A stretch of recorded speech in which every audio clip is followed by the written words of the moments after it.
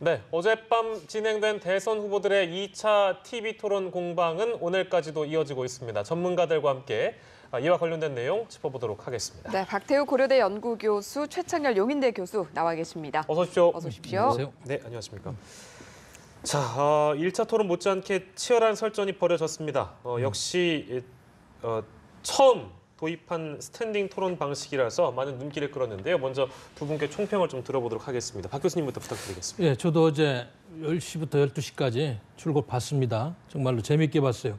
스탠딩 토론을 하니까 아무래도 집중도가 좀 많이 만들어지는 것 같아요. 그런데 이제 역시 1위 하는 문재인 후보가 집중적으로 공세를 받다 보니까 아무래도 그 조금 진행이 그렇게 쏠려서 진행됐고 또 시청자들도 아무래도 후보 중에서 1, 2 후보에 대한 그런 내공이 어느 정도 되는지 여기에 대해서 많은 궁금증을 갖고 이렇게 본 것 같습니다. 어제 시청률이 보니까 26%가 26.5%인가요? 아주 대단히 높은 시청률을 기록했어요. 네. 그리고 이제 특징적인 거는 역시 안보 문제를 가지고 보수의 유승민, 홍준표 후보 대 진보 진영의 안철수 후보가 뭐 진보라고 할 수는 있는지 모르겠습니다만 중도 진보, 그다음에 진보의 심상정, 문재인 후보에게 격돌하는 모습이 상당히 인상적이었습니다. 가장 인상적인 장면을 꼽으신다면 어떤 걸 꼽으시겠습니까? 그래서 어제 뭐 유승민 후보가 단도직입적으로 북한을 주적이라고 생각하느냐는 그 문재인 후보에 대한 질문에 문재인 후보가 즉답을 피한 거기서 많은 시간이 좀 지나가는 걸 봤습니다. 그리고 결국에는 뭐 대통령의 전략적 판단 이런 것 때문에 대통령이 그렇게까지 이야기할 필요가 있느냐 이렇게 하면서 지나간 봤는데 사실은 그 부분이 국민들도 상당히 관심사였어요. 왜냐하면 과거 참여정부의 핵심 실세로서 14 남북 정상회담을 만드는 준비위원장을 하신 분 아니겠어요? 그러다 보니까 지금 생각이 어떻게 바뀌었는지 그걸 좀 듣고 싶어 했는데 어제 제가 보기에는 뭐 과거의 생각하고 크게 바뀐 것 같지는 않아 보입니다. 주적에 대한 공방에 제일 눈길을 끌었다는 말씀이셨고요. 최창열 교수께 드리겠습니다. 뭐 마찬가지로 어떤 장면이 가장 또 인상 깊었는지 좀 짚어주시죠. 박태우 교수와 생각이 비슷합니다만 전 주적 개념 가지고 논란을 빚는 거는 안보 토론의 본질을 훼손하는 것 같아요. 지금 우리 국방백서에는 지금 국방부에서는 우리의 적이라고 되어 있어요. 우리의 적. 2010년부터 바꾼 겁니다. 근데 어제 유승민 후보는 사실관계조차 파악을 안 한 거예요. 못 한 거죠. 국방부에서는 주적이라고 안 돼 있어요. 오늘 안철수 후보도 여전히 또 국방부에서 주적이라고 오늘 아침 토론회 때 또 얘기를 했고 어제 문재인 후보도 그것을 몰랐던 것 같아요. 만약에 문재인 후보가 그 팩트, 사실관계를 알았다면은 유승민 후보가 주적에 대해서 어떻게 생각하냐고 얘기할 때 유 후보는 사실관계를 제대로 파악하고 나오시라고 얘기했을 거예요 아마. 근데 몰랐던 거예요. 그러니까 유승민 후보도 그렇고 그 안철수 후보도 그렇고 문재인 후보도 그렇고 주적이 국방백서에 지금 적혀있지 않다는 걸 모르는 겁니다. 그래서 일단 이런 것과는 관계없이 일단 사실관계 파악을 제대로 못한 것 같고 스탠딩 토론이라는 게 사실은 대단히 역동적이기 때문에 관심을 끌었던 거거든요. 근데 어제는 스탠딩 토론 일반 선자세로 하는 거 별로 의미가 없는 거예요. 그러니까 단상 앞으로 나오거나 이러진 않았어요. 전혀 안, 그 아무 의미가 없는 거죠. 앉은거나 서 있는 거나 뭐가 차이가 있습니까? 그리고 사람들, 이게 우리 유권자들, 시청자들께서 보실 때 저분이 앉아 있는지 서서 있는지 잘 모를 거예요. 그래서 스탠딩 토론이라는 건 좋은데 스탠딩 토론의 취지를 살렸어야 되는 건데 어제는 그 취지가 살리지 않은 것 같아서 좀 보완할 필요가 있다고 보여지고요. 뭐 다들 지적하는 겁니다만 뭐 특정 후보에 너무 많이 이제 그 질문이 치우치다 보니까 안 후보하고 문 후보에게 아무래도 이제 지지율이 높으니까 이제 공세가 그쪽으로 많이 갔겠죠. 그런데 그러니까 사실 형평성의 문제가 제기될 수밖에 없어요. 지난번 이제 13일 토론회 때는 주도권 토론이라고 그래가지고 어느 한 후보가 주도권을 가지고 얘기하니까 이제 그런 형평성의 문제 제기가 안 되는데 어제 같은 경우는 5 후보가 이제 난타전으로 가다 보니까 순서가 없으니까. 네, 그럼요. 그러니까 막 끼어들기도 하고 뭐 그럴 수밖에 없죠. 그러다 보니까 눈치 싸움도 치열하고 그러다 보니까 그건 좋은데 전체적으로 어떤 쟁점이 형성이 잘 안 된다는 거예요. 어떤 토론회가 끝나면 뭔가 커다란 대선을 가르는 커다란 관통하는 쟁점 축이 형성이 돼야 되는데 그냥 자질한 여러 가지 그 쟁점만 나오다 보니까 기껏 나오는 게 주적이냐 아니냐. 지금 주적이냐 아니냐는 중요하지 않아요. 북한은 분명히 우리의 적입니다. 적이니까 우리가 그 많은 국방 예산을 들여서 군을 양성하고 또 우리가 북한의 수뇌부는 지금 완전 광기 집단이 아니에요. 근데 북한의 인민은 그렇지 않아요. 근데 북한 전체 주적이다 아니다 얘기해 보는 건 맞지 않는다고 보는 거예요. 그러니까 안보 논쟁에 있어가지고 지나치게 자꾸 이것을 이념 논쟁으로 가는 거 이런 것들은 국민들도 바라지 않는다고 생각을 합니다. 예. 네, 이번 토론회의 한계 그리고 개선해야 될 네. 점까지 짚어주셨는데요. 앞서서 최 교수님께서 이 주적과 관련해서 후보들이 사실 뭐 제대로 파악을 못한 것 같다 이런 점도 짚어주셨는데 그럼에도 불구하고 이 어제 나왔던 문 후보의 답변에 집중을 해본다면 그 주적에 대한 그런 답변은 적절했는지 이 부분에 대해서 어떻게 평가를 저는 조금 우리 최 교수님하고 저는 좀 보수적인 정치학자다 보니까 남북 문제가 평화롭게 우리가 정말로 북한의 어떤 정권 체제가 중국의 집단 지도 체제 정도 되고 예. 개혁 개방을 하고 있는 체제라면 조금 우리가 여유를 가지고 정말 우리 이제 헌법 3조에도 북한은 분명히 적대 집단이라고 돼 있으면서 또 남북 교류 협력에 관한 법률을 보면은 평화와 교류 협력을 하는 상대다 이렇게 이중적인 측면이 있어요. 그러나 우리가 평화시라든지 좀 북한 정권이 좀 개혁 가방으로 갈 수 있는 그런 여지가 있는데 이러면은 조금 우리 최 교수님 말씀대로 조금 여유를 볼 수가 있는데 지금 5차 핵실험 이후에 지금 CIA나 미국 정보기관들도 우리가 인정만 안 할 뿐이지 실질적으로 핵무기를 15개 정도를 갖고 있는 걸로 추정하고 2020년도 되면 20개 이상 갖는 이런 시점에서 우리가 안보 문제에 있어서 지금 균형이 깨졌어요. 예. 그래서 공포의 균형도 안 되는 상황에서 북한의 안보 문제를 경시할 수는 없는 겁니다. 그렇기 때문에 이런 중요한 시점이고 한반도 내외환의 이런 주변 상태가 알다시피 지금 항공모함들이 주변에 이렇게 모이려고 지금 준비를 하고 있고 또 북한도 핵실험 많이 많은 이런 상황에서 미국하고 중국이 북한 문제를 가지고 대화를 하고 있잖아요. 네. 그럼 우리 대통령은 확실한 안보관을 가지고 이야기를 해야 됩니다. 북한이 금지선을 넘으면 안 되고 이러면은 군사적으로 주적이기 때문에 이건 확실히 제지를 하겠다. 그러나 경제적으로는 우리가 협력할 수 있는 파트너다. 이렇게 좀 정리를 했으면 더 좋았을 것 같습니다. 제가 보기에는. 네. 예. 반대 입장에서 제가 이건 뭐 반복적으로 나올 수밖에 없는 질문이라 가지고요. 이게 그 색깔론이라든지 어떤 주적 개념, 이념에 대한 논쟁은 약간 해묵은 게 아니냐라는 지적을 하는 분들도 계셔서 그 부분은 어떻게 보시는지 좀 궁금하네요. 저는 대한민국이 통일이 되고 우리 헌법에 규정된 대로 자유민주적인 그런 통일이 이루어질 때까지는 이거는 저는 홍준표 후보가 이건 지적을 잘했다고 이건 본질에 관한 문제지 예. 이게 색깔론이 아닙니다. 지금 대한민국 안보가 위태롭고 많은 국제 한반도 문제 전문가들도 전 세계에서 전쟁의 가능성이 가장 높은 지역이 한반도로 보고 있는 객관적인 사실인데 우리 국민들이 이걸 인정 안 하면 안 돼요. 예. 그리고 아시다시피 지금 핵 문제도 그렇습니다. 유럽의 많은 나라들이 2차 대전 이후에 분단 국가도 아니고 전쟁의 가능성도 없습니다만 핵 대피실을 만들어 놓고 대피 훈련을 하고 있는데 우리 대한민국 어떻습니까? 북한이 핵을 갖고 있는데도 지금 핵 대피 훈련 한번 하자는 후보를 못 받고 방공호 만들어 해야 된다는 대통령 후보를 못 봤어요. 이거는 문제가 있는 거예요. 그렇기 때문에 저는 대통령은 조금 더 안보 의식을 강하게 가져야 된다 이런 생각을 하는 거죠. 네, 주적 개념 논란이나 안보관, 특히 색깔론 이런 부분들이 어떻게 보면 지금 이제 박 교수님 말씀을 제가 첨언을 하자면 문 후보에게 가장 손해 볼 만한 장사일 수도 있거든요. 근데 문 후보를 뽑으려는 사람들이 이 논란을 보고 과연 발길을 돌릴 것인지, 그러니까 표심에 영향이 있을 것인지에 대한 부분이 궁금한데요. 그건 어떻게 보십니까? 저는 문재인 후보를 지지한 유권자들이 만약 예. 이제 어제 주적 논란을 보고서 문 후보가 안보 의식이 대단히 불안하구나. 예. 라고 다른 후보로 방향을 정할 가능성은 낮다고 봐요, 상대적으로. 예. 문재인 후보가 적 개념을 부인한 게 아니잖아요. 그러니까 제가 참 답답한 게 항상 예. 이른바 색깔론이라고 얘기하잖아요. 북한은 분명히 우리의 적이에요. 아니, 북한이 적이라고 생각 안 하는 사람이 있겠습니까? 그게 우리나라 국방부 백서에도 지금 우리의 적이라고 돼 있잖아요, 지금. 예. 근데 적이라고 얘기하는 것과 주적이라고 얘기하는 게 자꾸만 이렇게 프레임을 씌우는 거예요. 그러니까 소모적인 논쟁으로 가는 겁니다. 아니 문재인 후보가 북한을 적이라고 생각 안 할까요? 저는 그렇게 생각 안 합니다. 예. 뭐 제가 물어보진 않았습니다만. 네. 근데 이걸 가지고 자꾸 주적이라고 안 했다고 해가지고 예. 안보 의식이 철저치 못하다라고 얘기하는 것은 대단히 논리적 정합성이 떨어진다는 얘기를 하는 것이고. 네. 또 하나 문제는요. 지금 문재인 후보도 굳이 얘기를 한다. 어제 좀 순발력 있게 대처했으면은 이런 논란이 안 나올 수 있어요. 그런 점에서 박태규 교수 답이 일리가 있어요. 예. 네. 저 어제 문재인 후보의 답변이 적절했다고는 보는데 굳이 대통령으로서 그런 얘기를 해야 되냐라고 했다면 예. 거기에 대한 한두 가지 논거됐어야 된다고 좀 봅니다. 그럼 이런 논란이 안 생겼을 거예요. 네. 네. 제가 만약 문재인 후보였다면은 유승민 후보는 아직도 국방부에서 주적이라고 돼 있는 줄 아십니까? 그렇게 안보에 대해서 철저한 분이 아직도 사실관계 파악 못합니까? 라고 얘기했을 것 같아요. 저 같으면. 예. 예. 그런 논란을 종식시킬 수가 있는데 예. 그걸 자꾸만 대통령이니까 그런 얘기 안 한다고 그러니까 유승민 후보가 그걸 파고들잖아요. 예. 제가 보기엔 유승민 후보는 안보에 있어서는 정말 많이 우쪽으로 돼 있더라고요. 근데 이 안보는 좌와 우의 문제가 아니거든요. 예. 그러다 보니까 이제 논란이 오늘 또 확산되고 그야말로 해묵은 주적 논란이. 예. 대한민국 국방부 백서에도 주적이란 말이 없고 적이라고 나와 있는 것이고 아까 예. 박 교수 잘 얘기했어요. 대통령으로서는 주적이라고 얘기보다도 국방부나 군은 당연히 주적이라고 얘기해도 돼요. 국방부 예. 백서 없다 하더라도. 예. 네. 근데 외교부나 통일부로서는 이것을 주적이라고 가지고 북한을 상대할 수 없을 거 아니에요. 그렇다면 대통령으로서는 당연히 북한이 적이지만 주적입니다라고 얘기하는 것보다는 더 훨씬 유연하게 예. 포괄적으로 얘기하는 게 대통령 맞죠. 근데 예. 그걸 그렇게 얘기 안 했다고 당신은 국군 통수권자 자격이 없다라는 거야말로 너무 이 본질적인 안보 논란을 예. 예. 다른 곳으로 끌고 가는 거예요. 본인이 아니게 이념적인 부분을 가지고 하는 거란 말이에요.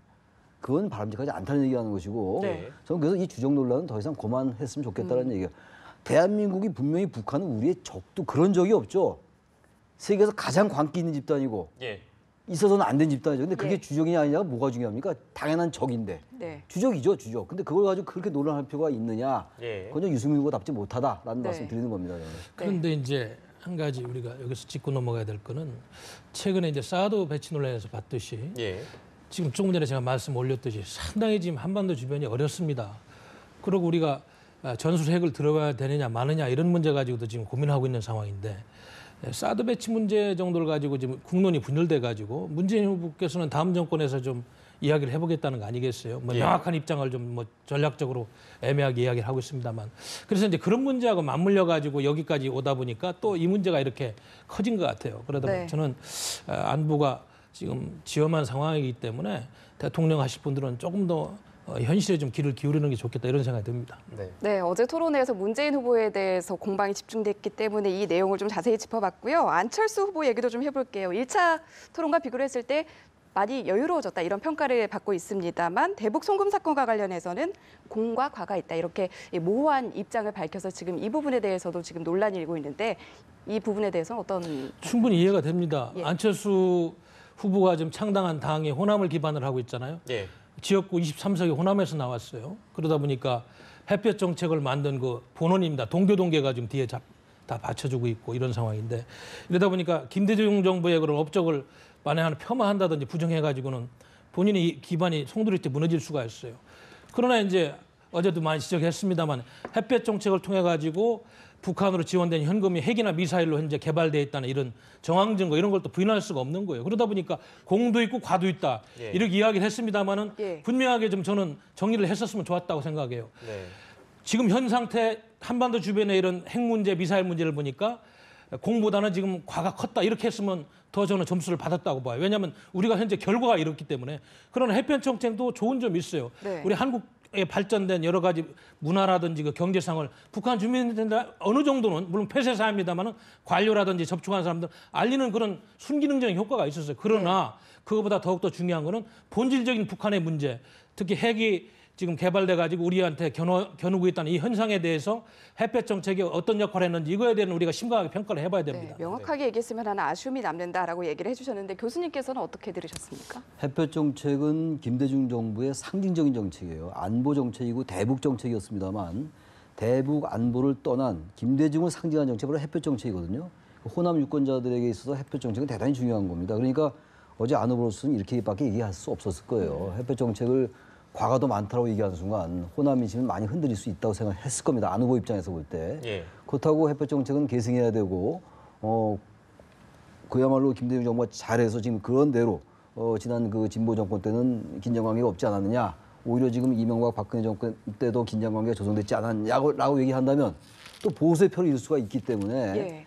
지금 안 후보도 그렇고 문 후보도 그렇고요. 애매하게 비칠 수밖에 없는 상황이에요. 예. 상대적으로 이제 유승민 후보나 심상정 후보는 자기 소신을 분명히 얘기하잖아요.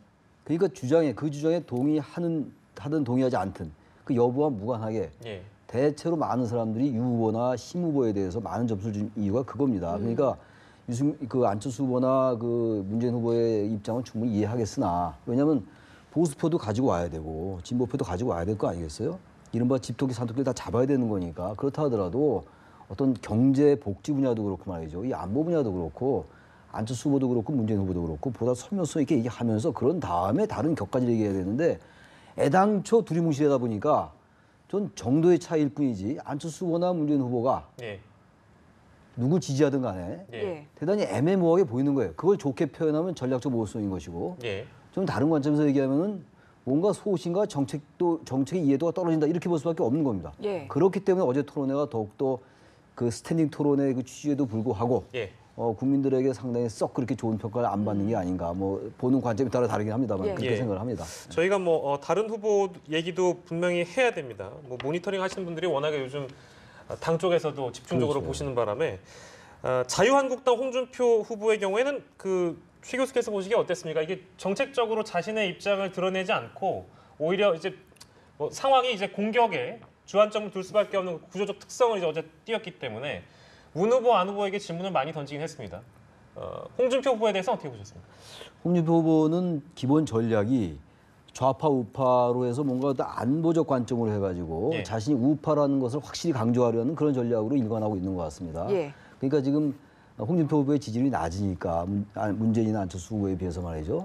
자신의 정체성이나 선명성을 그러한 안보 이제 이슈를 가지고 예. 논쟁화하려는 것 같아요. 그래서 어쨌든 안철수 후보가 지금 가짜 보수라고 얘기하고 있는 거거든요. 그래서 지금 왜냐하면 사실 안철수 후보에게는 보수표의 유입이 굉장히 지금 중요한 때거든요. 특히 영남 지역에. 네. 근데 이 부분은 지금 사실 홍준표 후보와 안철수 후보는 이게 제로섬 게임 같이 돼 있어요 지금. 예. 이게 약간 이념적으로 이제 그 보수화되는 경향이 좀 있잖아요. 사드 문제도 그렇고 예. 여러 가지 분야에 있어가지고 그러다 보니까 홍준표 후보로서는 어쨌든 자신이 확실한 우파다, 네. 보수다라는 것을 강조하고자 하는 것이고 그래서 저는 의식적으로 보수다 진보다라는 말을 안 쓰고 홍준표 후보는 가만히 보면 항상 좌파 우파라는 말을 많이 쓰거든요. 네. 근데 우리가 일반적으로는 되게 이제 보수다 진보다라는 표현을 많이 쓰죠. 네. 근데 이제 의도적으로 좌파 우파를 씀으로써 용어를 그래서 예.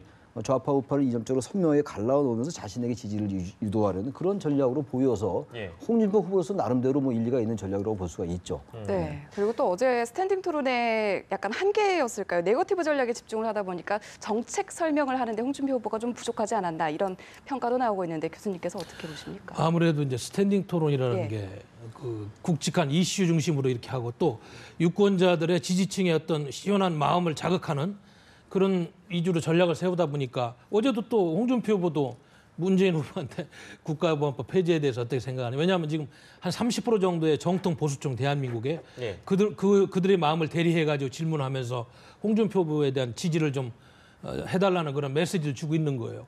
그래서 이제 문재인 후보도 이제 거기에 대해서 또 확실한 답보다는 과거의 사례를 설명하면서 이렇게 이야기했는데 홍준표 후보가 지금 지지율이 뭐 지금 공표되는 여러 가지 여론조사에서 아직까지 10%를 못 넘었잖아요. 물론 뭐 자체적으로 하는 거는 많이 나온다고 합니다만 우리가 객관적인 데이터를 못 봤으니까 그러다 보니까 이제 보수 세력 30%만이라도 일단 어떻게 한번 끌어가야 되는데 그걸 어떻게 하겠냐는 전략적인 차원에서 고민하다 보니까 예. 역시 안보 문제를 가지고 확실하게 지금 자기가 선점을 해야 되겠다 이러다 보니까 어제 그런 집중적인 질문이 안보 쪽으로 많이 간 것 같습니다. 네. 다른 얘기해 보면 설거지는 여성의 몫이다. 이 발언을 분명히 홍준표 후보가 했습니다. 그래서 이게 굉장히 큰 논란이 되지 않을까 싶었는데 어제 홍 후보가 자연스럽게 사과를 하면서 대처를 했다는 평가가 지배적으로 나오고 있고 이 논란은 모르겠습니다. 개인적으로 제가 보기에는 순식간에 덮일 가능성도 있어 보이거든요. 교수께서 어떻게 보시는지.